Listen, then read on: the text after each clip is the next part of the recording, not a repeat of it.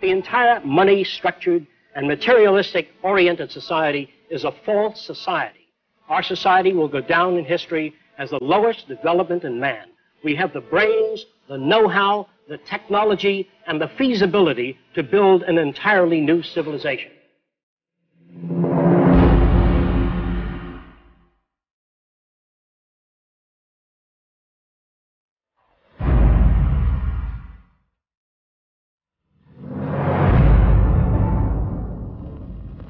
It was living through the 1929 Great Depression that helped shape my social conscience.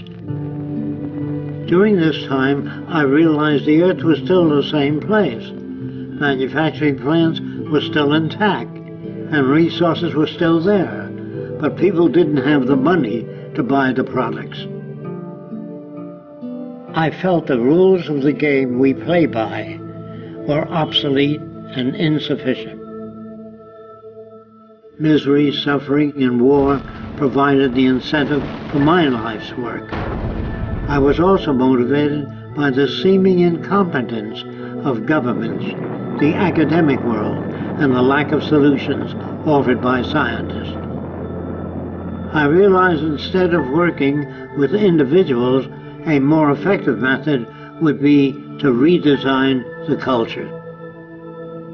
This began a lifelong quest to finding solutions to the many problems that we have today.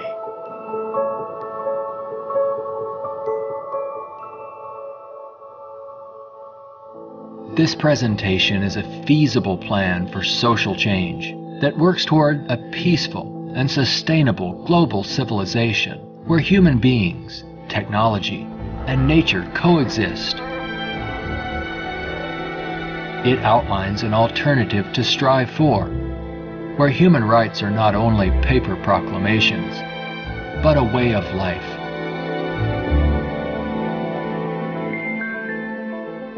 It is called the Venus Project.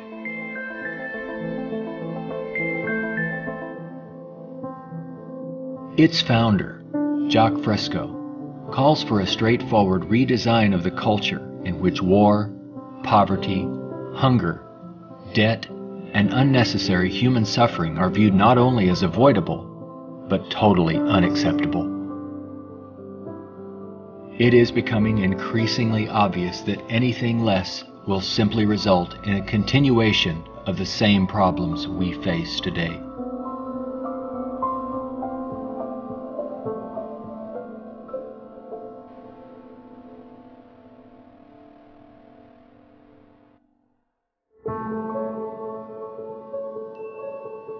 The Venus Project's Research Center, constructed by Fresco and Roxanne Meadows, is located in Venus, Florida. It addresses many of the root causes of our difficulties. But what are the real origins of our problems?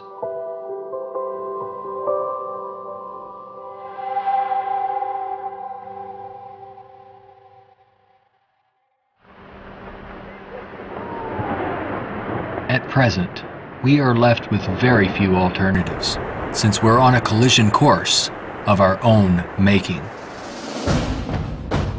Answers from yesterday are no longer relevant. Considering the damage already done to the environment, we are rapidly approaching a point of no return, where nature will dictate the course. Either we continue as we have, with outmoded social customs and habits of thought, thereby threatening our future, or we apply a more appropriate set of values, relevant to a sustainable society, with more opportunity and freedoms. Americans have been conditioned in their kind of society to get a different kind of car next year, to buy a new television set or a tape recorder. We are radical as hell. But our political and social institutions have not changed. And this is where we are stagnating, because we always equate any new idea with communism or regimentation, because we've been brought up to fear that which is new. None of the world's economic systems, socialism, communism, fascism, or the free enterprise system have eliminated the problems of elitism, nationalism, racism, and most of all, scarcity. These are all based primarily on economic disparity. When money is used to regulate and distribute resources for profit, and people and nations are out for themselves, they will seek advantage at any cost. They do this by maintaining a competitive edge, or through military intervention. War represents the supreme failure of nations to resolve their differences.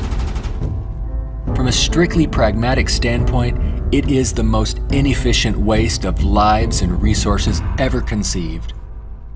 Most wars are for the control of resources and maintaining your position of differential advantage. They're not based on the dignity of man. They're not based on elevating human beings. It might elevate the human beings in the country that's the victor.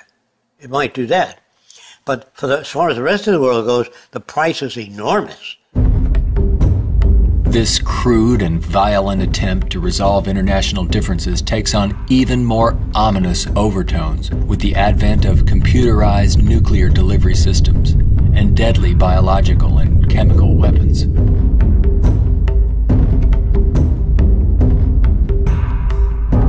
Yet it is a windfall money-making opportunity for those who profit by the military-industrial complex. If the profit were taken out of wars, do you really believe we would have them? If they draft you into the army to serve this country, you put up your life for this country, they should draft all the war industries. Every cannon maker, machine gun maker, automobiles, jeeps, warships, all drafted, so that on the same basis of pay as the army. Then it's real. But if you make millions selling warships, machine guns to the army, then it's corrupt. I would, if I had my way, if we had millions of men in the army, I'd send them to school to become problem solvers, how to get along with other nations. That's what we have to do, not kill.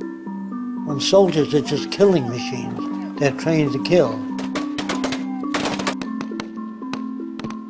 I would train them to be able to go to Mexico and bridge the difference, and go to the Arab world, see if they can bridge the difference. So bring them all together, all the nations. War is not the only form of violence imposed upon people. There is also hunger, poverty, homelessness, and unemployment.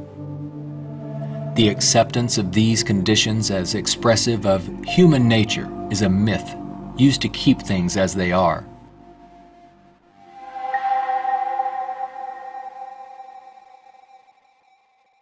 Genetics has nothing to do with greed, business, race prejudice. All of the operant systems in any society are part of your education, the books you read, the role models you follow, and the people you admire. The genes have nothing to do except with the color of your eyes, the shape of your nose, perhaps inherited features. The genes do not control values. And even if you're born with a much better brain than another person, meaning better receptors, the quality of the tissue is better, I would say that if you have a better brain and you live in a fascist country, you become a fascist faster. The brain has no mechanism of discrimination. The brain can't tell you what is relevant or less relevant, except experience. We are not born with greed, envy, hatred, or bigotry. Our behavior and values are reflective of the culture we are exposed to. If you were raised by the headhunters of the Amazon, you'd be a headhunter. And if I said to you, doesn't it bother you to have 5 shrunken heads? You say, yes, my brother has 20. So, is he nuts? No, that's normal to his culture. social and environmental problems will remain insurmountable as long as few nations control most of the Earth's resources, and the bottom line is profit over the well-being of people. Putting profit first results in unnecessary suffering and aberrant behavior prevalent today.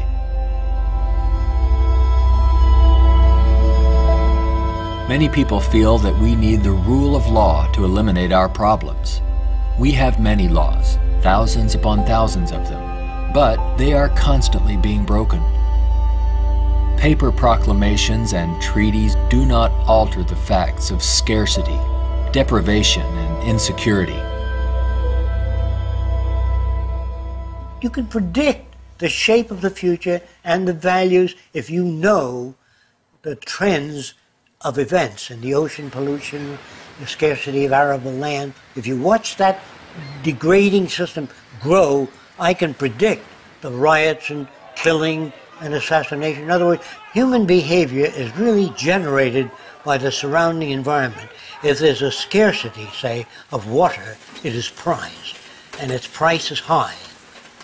Let's discuss scarcity as a system. Suppose it rained gold for about 3 days, gold dust. People would go out and shovel it in, fill the cellars, the attic, every drawer in the house. They throw out their clothing. If the rain kept up for a year, so the gold was all over the place, people would sweep it out of the house, take their rings off, throw them away, and so human behavior undergoes change to that condition. There's only a policeman in front of something that people have need for and don't have access to. So you put a guard there. But if lemon trees or orange trees and apple trees grew all over the place, you couldn't sell it. If you landed on an island that was so abundant with resources, you had 10 people, there were 1,000 fish for every person if you wanted it. There were 10 times the amount of breadfruit and bananas, money would not come into existence. Private property would not come into existence. If the island was big enough, there was 10 people, there were 8,000 acres. No one would give a damn about staking out this particular area. There are patterns of behavior that promote survival. There are social conditions that change our values and outlook. No one can write a constitution of required behavior without consulting the environment. So we'd better take care of the environment, we'd better take care of one another, and we'd better educate people to the highest possible levels of our ability in order to have a society. Even a peace treaty cannot prevent another war if the underlying causes are not dealt with. Maybe what is needed are ethical people in government who will work towards everyone's well-being. But even if the most ethical people were elected to high positions and we ran out of resources, there would still be lying, cheating, stealing, and corruption. It's not ethical people that are needed, but rather a way of intelligently managing the Earth's resources for everyone's well-being.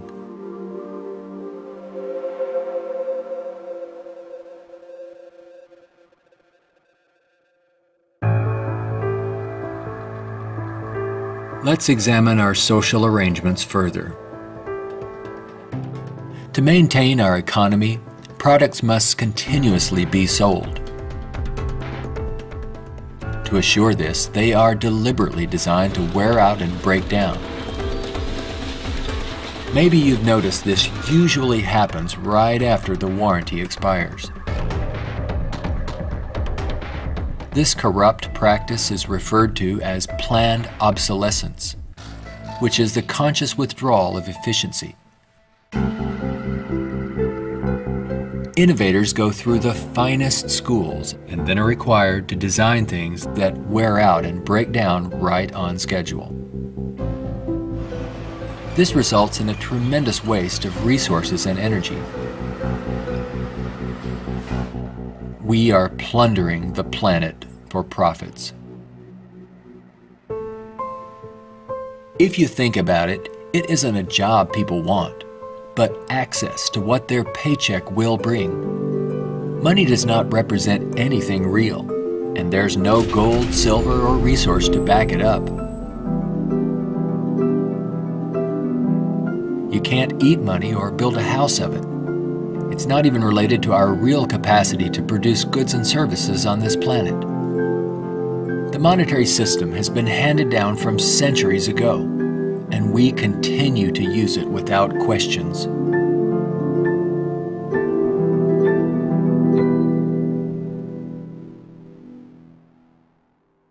This system will keep installing more and more automation, cutting down on the purchasing power of the majority of people. There will come a time, it's called the Gaussian curve, where employment is that, production is this, and purchasing power is that. The system stops. Banks fail, nothing works anymore.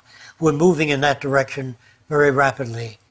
We have finally gotten to a place in 2011 where it's becoming obvious that the machine has beaten the man. We're incredibly productive with far fewer people. We are more productive. We are more productive as an economy than ever before. An iPad app we can do need more less than workers. 4 people. Just that there are fewer jobs. The jobs that do exist now can have lower wages because, for obvious reasons, a lot of people looking for a small number of jobs. The wages go down. That has huge impacts on the middle class and ripples out from there. We're moving towards social collapse. I think this is going to happen all over the world, not just here.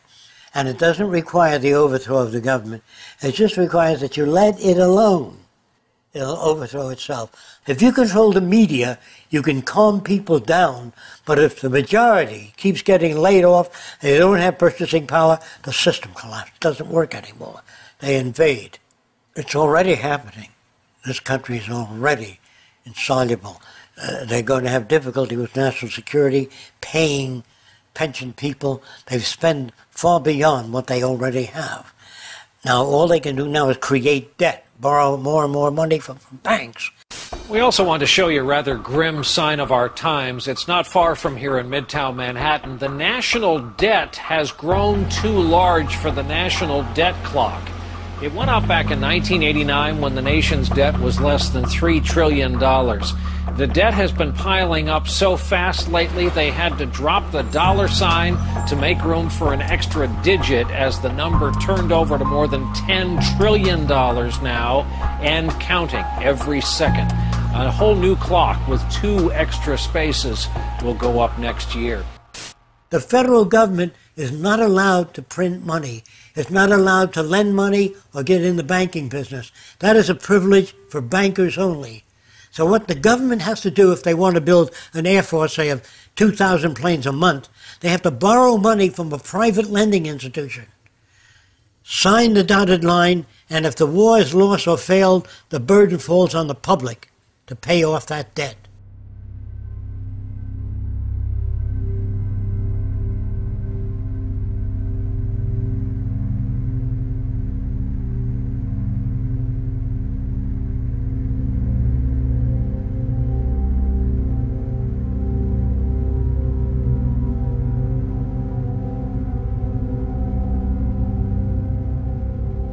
We find ourselves and our social constructs in a transitional state, a matter of social evolution. If we want to make it through these turbulent times, we must be able to adapt to change. All things change, including our social systems. Albert Einstein stated, "We cannot solve problems by using the same kind of thinking we used when we created them."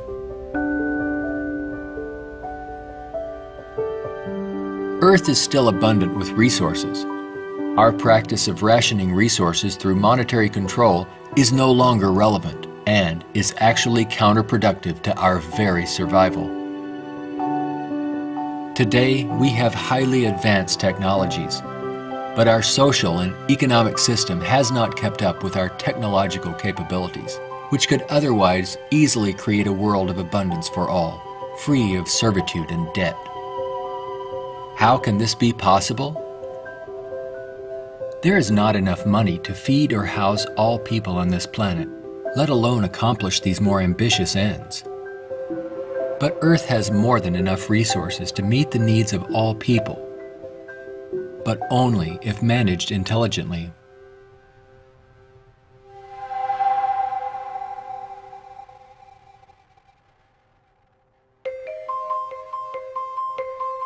Jacques Fresco envisions a solution that he calls a resource-based economy.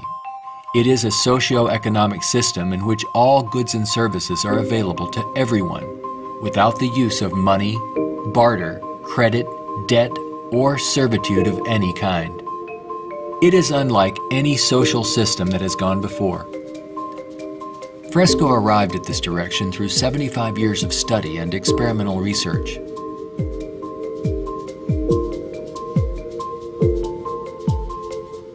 A resource-based economy operates on the basis of available resources and makes those resources available to every human being on earth, free of charge, without a price tag.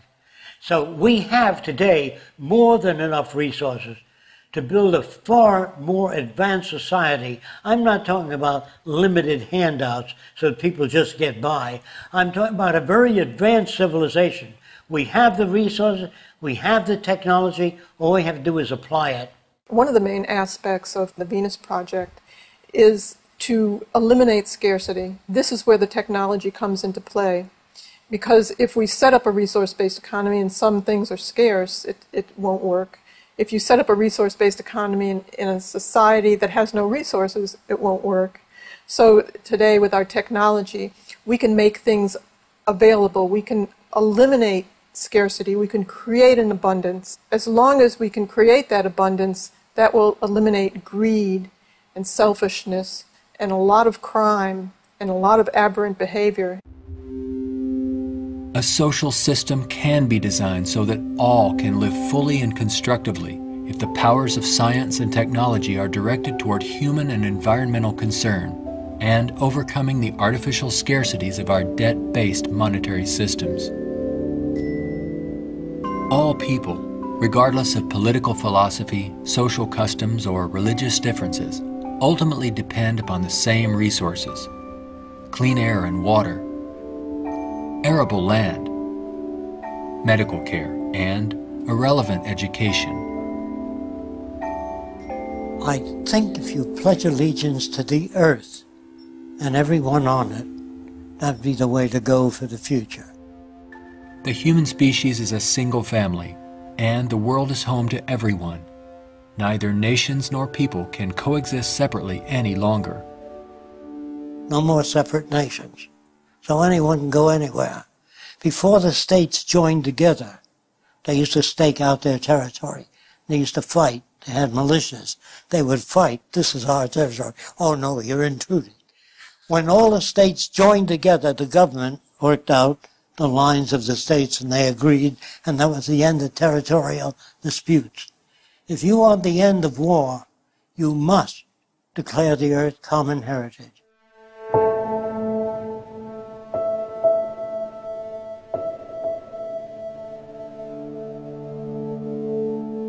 This has nothing to do with those who want to form an elite world order with themselves and large corporations in control and the rest of the world subservient to them.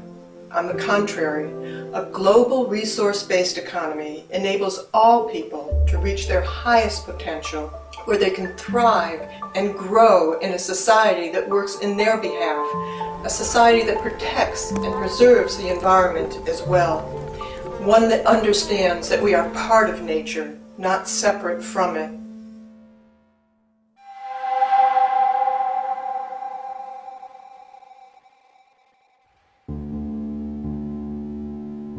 Some question what would happen to incentive if needs were met without our having to work to attain them. The question assumes humans have no desires beyond basic needs. If that were true, there would be no inventors, writers, or teachers. People work with passion on the things that interest and challenge them. Let's enable all people to have the opportunity to partake in the greatest challenge one can have: improving our world for everyone. Individuality will be emphasized rather than uniformity. This social arrangement will generate a new incentive system that values the protection of the environment and social concern, rather than the shallow, self-centered goals of wealth, property, and power. It does not call for uniformity.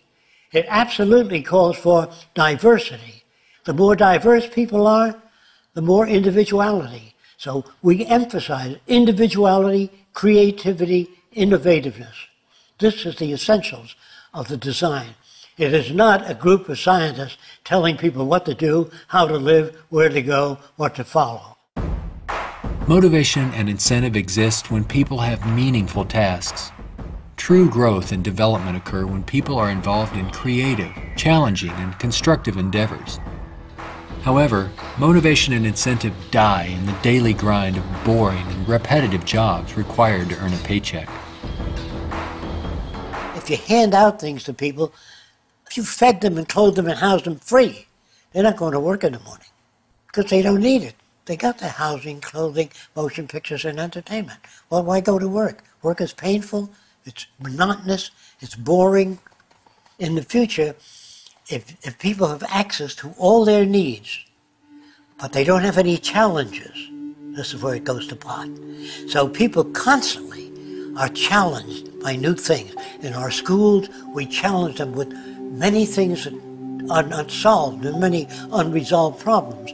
If you're well-fed and well-clothed, that doesn't stop your brain from working. That would mean that every millionaire does nothing and is turned off because he got all the means. That's not true. There are many millionaires that work 18 hours a day and don't have enough time. It has to do with your background and your education. The more you know about oceanography, astronomy, and all that, the more interest, the more alive you are.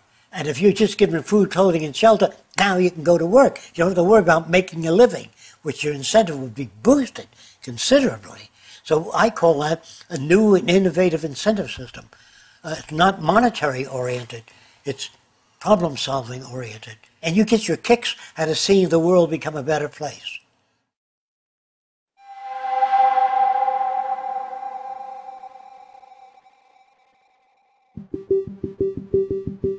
How can we use our technology wisely so that there is more than enough for everyone?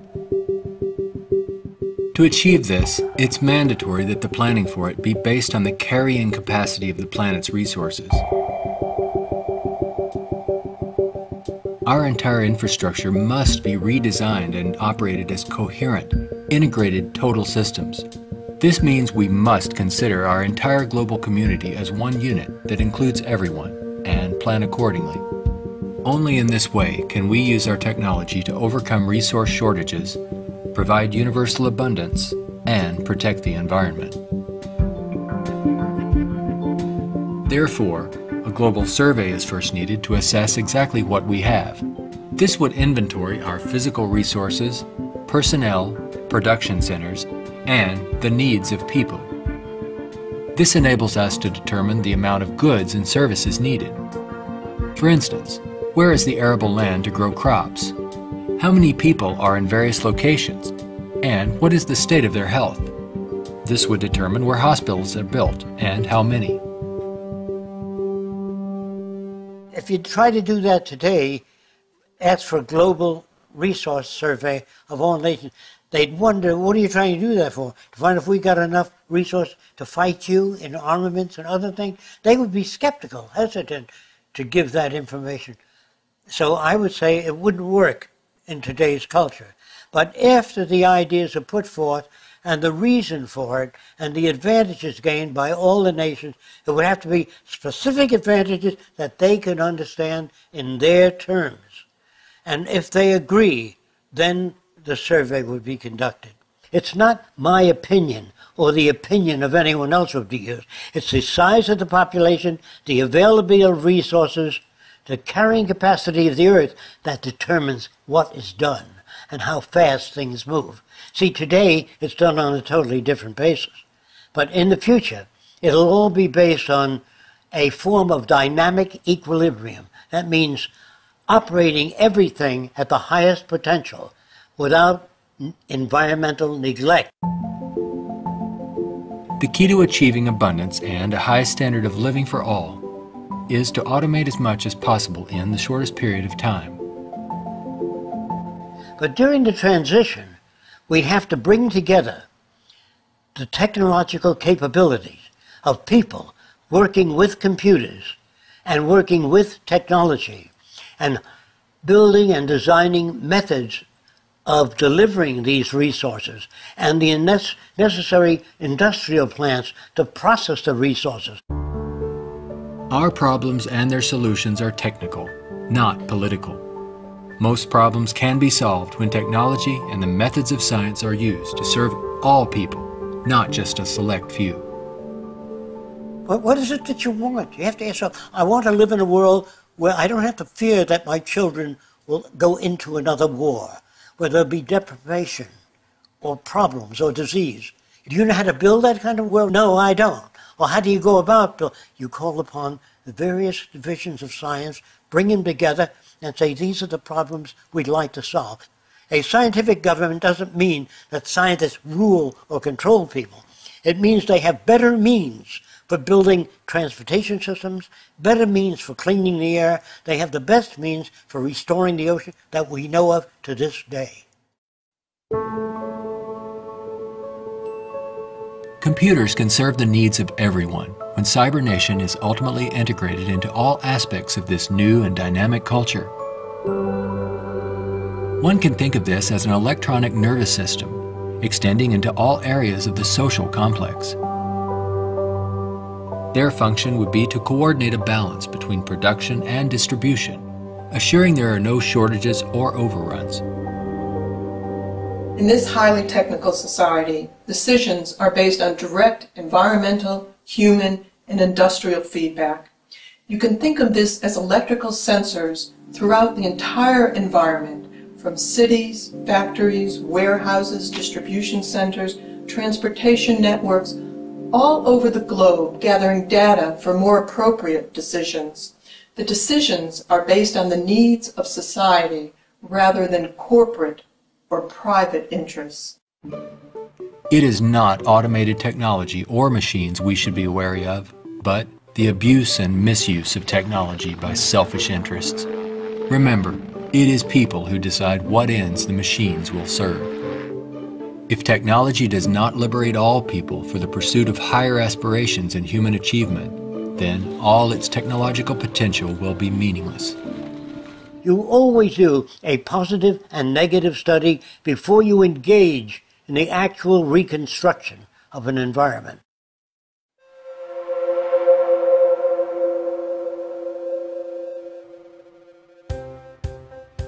It's all just talk unless there is a technical plan to organize and use resources to accomplish abundance. What follows are some of the many approaches the Venus Project provides for the entire social spectrum.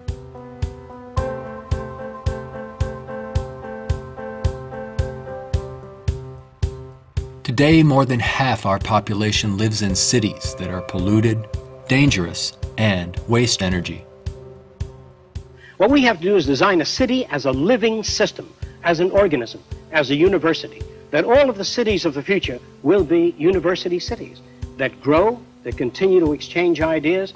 The city will have a built-in transportation system, so there are no accidents and no unthought out areas of technology. Medicine, botany, agriculture, the total system, one planning system.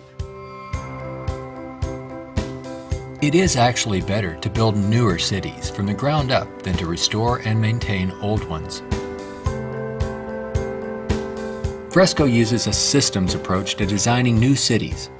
They're desirable and pleasant places to live. The notion that intelligent overall planning implies mass uniformity is absurd. Cities would be uniform only to the degree that they would require far less materials, save time and energy, and be flexible enough to allow for innovative changes while preserving the local ecology. If we design our cities to meet human needs, you don't have most of the problems that are prevalent today.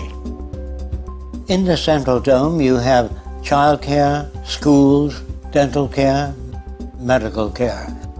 In the production and design of the cities, we work out 1/8 of the city system, and then we reproduce it instead of have architects design each building and each structure, which is a tremendous waste of energy and talent. When working on solving the housing problem for all the world's people, construction techniques would be vastly different from those employed today. Extruded and self-erecting structures could revolutionize and speed up construction processes. These lightweight, durable apartments could be produced as continuous extrusions and then separated and positioned in place by the mega machines. The outer shells of these efficient structures serve as photovoltaic generators and heat concentrators. You don't own anything in this society. Really, people don't want money. They want access to things when they want it. And people in a society of abundance, having access to things, will really no longer begin to store and accumulate things. We recycle it, update it, make it better. Take the same materials of an old car, weighs just as much as a new car, so there are no old cars. Old cars mean danger. If you drive a very expensive car and somebody else drives a beat-up old car, if their brakes fail, you may die. We don't want any old cars on the highway. We don't want anything that breaks down. We don't want anything that takes looking after. In a resource-based economy, people may access whatever products they need without the burden of having to purchase, maintain, or insure their possessions. In this way, there is much more to go around for everyone, and products are always available when needed. Anything people may need is available in these outside access domes. Sculpturing materials, musical instruments, somewhat like the public library. They can go down and access a camera or a bicycle or a wristwatch. Anything that they need is available without a price tag. That would mean we must achieve a level of production that's so high that scarcity no longer exists. That will prevent almost all crime. So there's no way of segmenting or making this system just or equitable.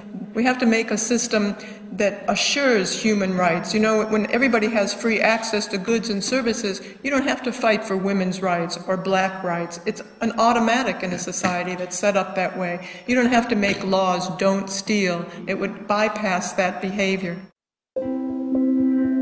Surrounding the Central Dome, you have the research centers. Centers that do work that's relevant to the sustainability of the entire community. As we move away from the research centers, we come to the recreational area, which has tennis courts and all of the games that people require.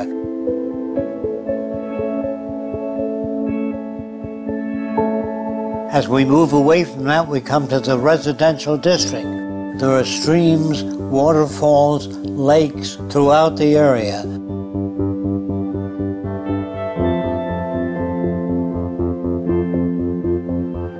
We could provide a wide range of unique homes and apartments that can be relatively maintenance-free, fireproof, and virtually impervious to adverse weather conditions.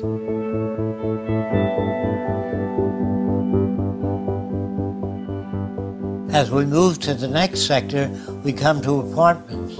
The reason some people want to live in apartments is because you have drama groups, you have gymnasiums, medical care, dental care, everything is built in to the central towers.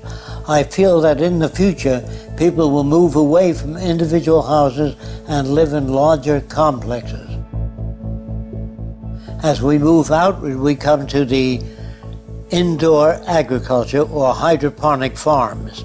Then there's also outdoor agriculture. The city would use the best of clean technology in harmony with nature, such as wind, solar, geothermal, heat concentrators, piezoelectric, wave, temperature differentials, ocean thermal vents, and much more.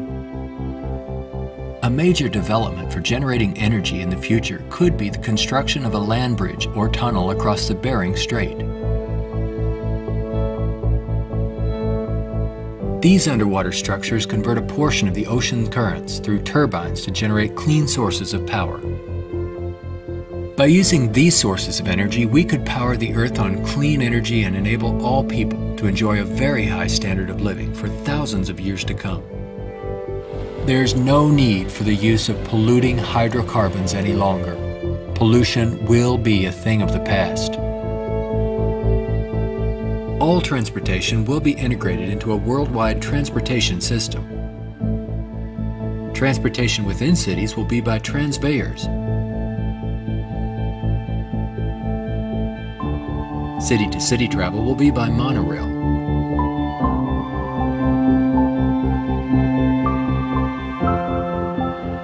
Maglev trains are utilized for long-distance travel. To enhance efficiency, this high-speed maglev train is equipped with removable sections, which can be disengaged while the train is in motion. Aircraft will display a wide range of configurations. These VTOL aircraft, or vertical takeoff and landing, are used to transport passengers and freight. The priority is safety rather than saving money or dealing with the lowest bidder. This modular freighter consists of detachable sections that can be rapidly loaded or unloaded. The number of sections varies depending on the amount of freight to be delivered. When all the sections are connected, they can be propelled as a single unit. Ships can be floating manufacturing plants that produce products while en route to their destinations. They can also serve as education centers, where children and adults travel worldwide, obtaining innovative education, not through vicarious study, but through experiencing and interacting with the real-world environment. A national transportation system would include a network of waterways, canals, and irrigation systems. They could serve to minimize the threat of floods and droughts while allowing for the migration of fish, provide natural fire breaks, emergency water sources, fish farms, and recreation areas. When we unleash science and technology directly into the social system without the restrictions of the marketplace, finances, or patents, we could achieve a very high standard of living within a very short period of time. This society would continuously improve, changing rapidly through new technologies, inventions, and ideas. It would be an emergent society rather than an established one like we have today. Imagine living in an extraordinary oceanic city, helping to restore the ocean environment while eliminating land-based population pressures.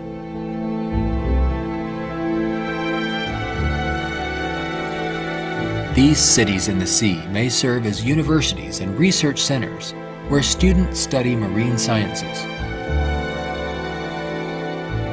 They could be used for ocean farming, mariculture, and mining, while maintaining a dynamic balance in the oceanographic environment. Self-sufficient cities in the sea vary in design depending on their location and function. This undersea observation station permits people to view marine life in its natural habitat. These mariculture and sea farming systems cultivate and raise fish along with other forms of marine life to help meet the nutritional needs of the world's people. These structures would permit the free flow of water throughout. Using technology in this way would make it possible for a global society to achieve social advancement and worldwide reconstruction in the shortest time possible. Utopia, if ever established, will die, will stagnate. Whereas what I'm talking about, an evolving culture or an emergent culture, I have no notions of a perfect society. I don't know what that means. I know we can do much better than what we've got. I'm no utopian. I'm not a humanist who would like to see everybody living in warmth and harmony. I know that if we don't live that way, we'll kill each other and destroy the earth. This new lifestyle, while providing leisure and recreation, would also enhance knowledge and creativity for everyone. The measure of success would be the fulfillment of one's personal interest rather than the acquisition of wealth and self-centered goals. A resource-based economy would not only change our environment to make it clean, efficient, and enjoyable, but it would introduce a new value system appropriate to the direction and aims of the new innovative approach. With education and resources made available, there would be no limit to the human potential. Everyone will have the freedom to pursue whatever constructive field of endeavor he or she chooses, without the economic limitations that we face today. We are now at a time when decisions must be made if we wish to evolve from our present culture of scarcity, waste, and environmental destruction to a sustainable society of ecological concern and abundance. A nation without a vision of what the future can be is bound to repeat past errors over and over again. If we say dishonestly that man is the highest form of evolution, which you get in school, man destroys the oceans, the fish, the atmosphere, one another, and man flies over a city, presses a button, and burns everybody in the city with nuclear weapons. Is he the highest creation of nature? Not yet, in my opinion. We've got a long way to go. We could either develop paradise on earth or oblivion, wipe ourselves out. Only the future will tell. It's what you do to make the future. We can create a world where war and want are distant memories. When all of science and technology are used within a global resource-based economy for the protection of the environment and the well-being of all, only then will we understand what it means to be truly civilized.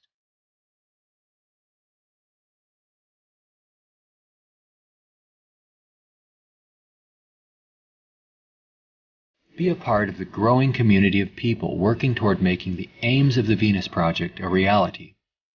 Join us in our efforts to bring this vision of a positive future to a wider audience through the goal of a major motion picture.